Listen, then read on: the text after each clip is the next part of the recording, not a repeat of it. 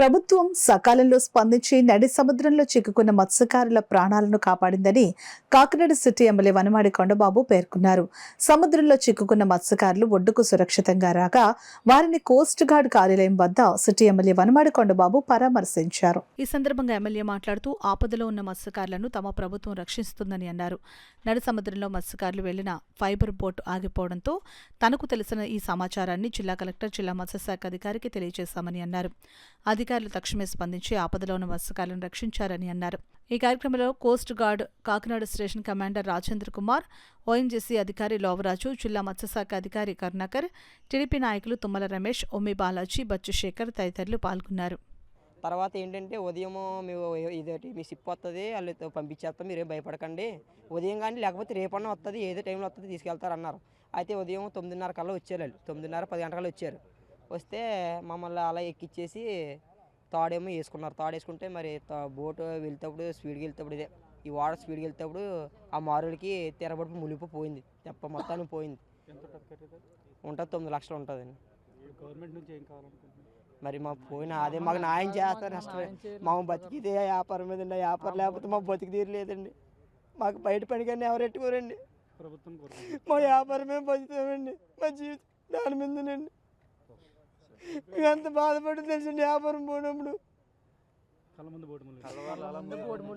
కళ్ళ ముందే పోయిందండి. ఇప్పుడు మీ ప్రాణాలను కాపాడింది అయితే కోస్ట్ గార్డ్ కాపాడండి.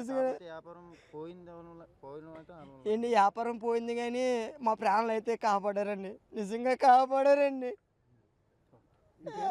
నా పేరు వాడముందు పెంటయ్యండి. నేను అనుకున్నానండి బతికి రాలేమో అనుకున్నా. చంటి పిల్లలతో ఉన్నామండి. మొన్న పుట్టిన మా పాప 3 నెలలు అవుతుంది. ఎంతో ఏడ్చేమండి రాత్రి. కానీ దేవుడి దేవల్ల మరి వాళ్ళు వచ్చి తీసుకొచ్చారు. ఉదయం వీళ్ళు తీసుకొచ్చారండి. మరి వ్యాపారం అయితే పోయింది, మమ్మల్ని మనసులో అయితే సేవ్ చేశారండి వాళ్ళు. ఇంకా మీడియా సోదరులకు అందరికీ నమస్కారం అండి. నేను మత్స్యశాఖ అభివృద్ధి అధికారి కాకినాడ అర్బన్ ఆర్ నోకరాజు నా పేరండి.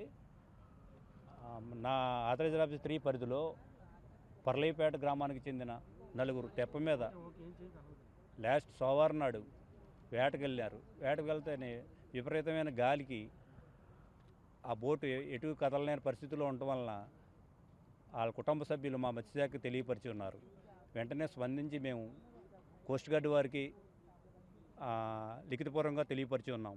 వారు వెంటనే స్పందించి రిలయన్స్ వారిని కూడా అలర్ట్ చేసి ఓఎన్జీసీ వారిని వాళ్ళు కూడా సహకారంతో నైట్ అంతా వాళ్ళ వాడ మీద సేఫ్టీగా ఈరోజు కోస్ట్ గార్డ్ వాళ్ళు ఈ కాకినాడ అర్బన్కి నా 4 మత్స్యకారులని తీసుకొచ్చినందుకు మా మత్స్యశాఖ తరఫున వాళ్ళకి కోస్ట్ గార్డ్ డిపార్ట్మెంట్కి నమస్కారాలు కృతజ్ఞత తెలియజేసుకుంటున్నాను.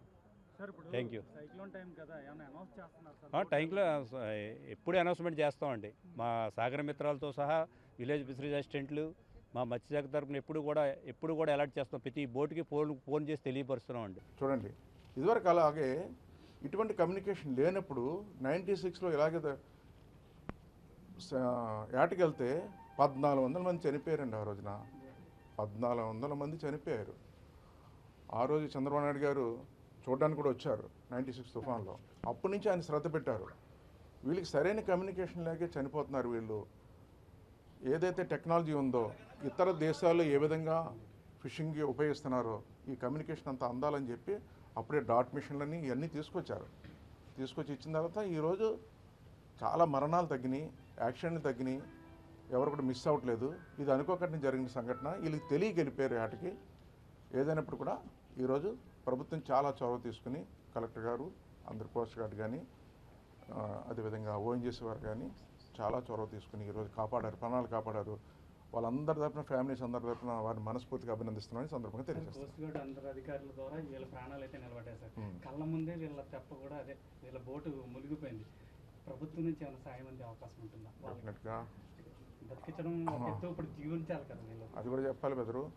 ఆ తెప్పలన్నీ తెలుగుదేశం ప్రభుత్వం ఇచ్చింది. కొంతమంది వాళ్ళు కట్టుకోవచ్చు. తెప్పలు కూడా ఇచ్చాం బెదరు.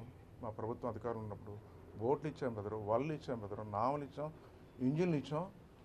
5 సంవత్సరాల వైసీపీ ప్రభుత్వంలో బెదరు ఒక వల ఇవ్వలేదు బెదరు, ఒక ఇంజిన్ ఇవ్వలేదు బెదరు, ఒక తెప్ప ఇవ్వలేదు బెదరు, ఒక బోట్ ఇవ్వలేదు బెదరు. మీరు కనుక్కోండి, ఎంక్వైరీ చేయండి. ఇప్పుడు 5 లక్షలు బోట్ ఇస్తాం సార్. ఇప్పుడు వీళ్ళు పెట్టుకుంటే 5 లక్షల రూపాయలు బోటు రెడీగా ఉంది. ప్రభుత్వ పరంగా వాళ్ళకి బోటు కూడా ఇవ్వడం జరుగుతుందని మీ ద్వారా తెలియజేస్తాను.